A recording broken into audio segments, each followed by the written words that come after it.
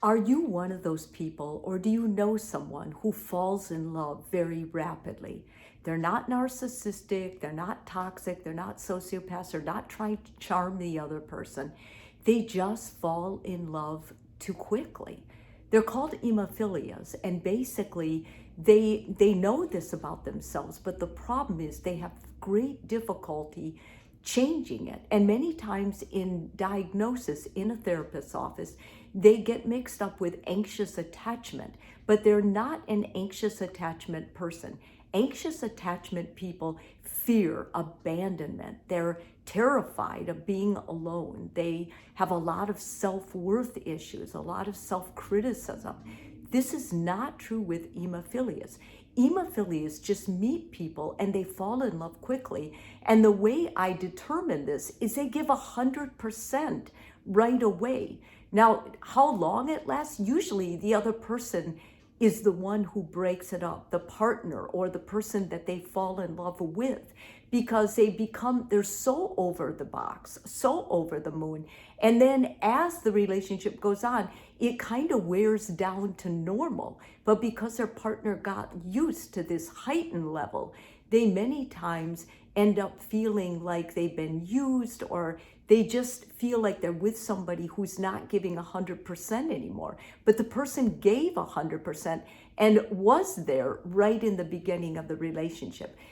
Hemophilias love being in love and they get a real high. We all get a high from it, but nothing like an hemophilia will. So I'm going to go through some just criteria, some things that would alert you if you have this or if you know someone who does.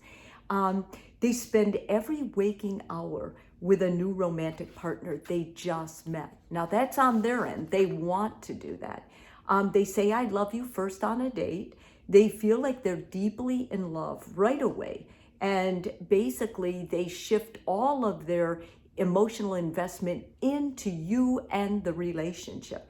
They have little recovery time between shifting emotional investment from an ex-partner to a new partner. So let's say they just got out of a relationship. They will jump into another one, fall madly in love. And when this new potential partner says, when's the last time that you loved somebody? They may say a month ago. It can be that recent. They have no downtime. Now, the problem with hemophilias, as I said, they're benevolent. They aren't out to get you. They aren't vicious people, but they do miss really important red flags in a potential partner. They end up in tragic relationships. Many times they're fraught with all kinds of issues leading to financial problems. And the hemophilia person did not see any of this because when they met this person, they were head over heels and they gave 100% from the beginning. Is it infatuation? It can look like infatuation, but it's really not. It's much deeper than that. Like when they complete surveys, they look like someone who had been in a relationship and fallen madly in love with this person over a process of years.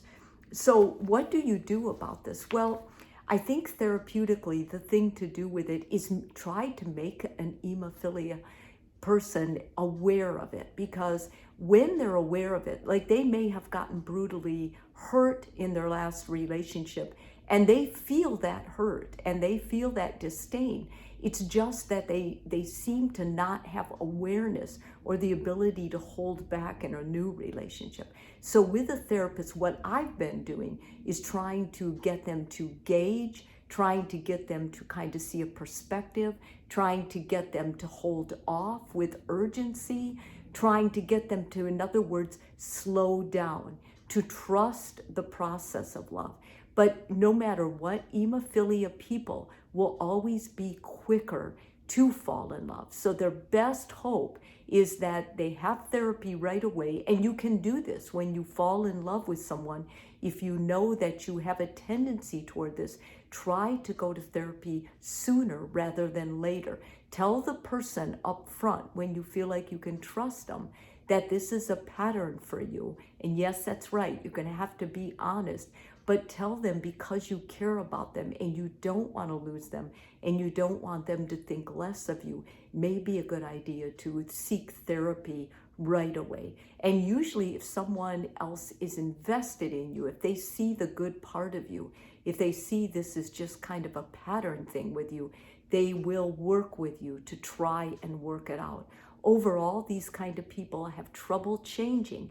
And when I look through my list of different clients and issues, many of them began because the person in the front falling in love fell in love too quickly. They were never officially diagnosed with this, but we have a diagnosis in psychology, we have a term, and it's called emophilia. So if you have it, there is a way you can get help with it.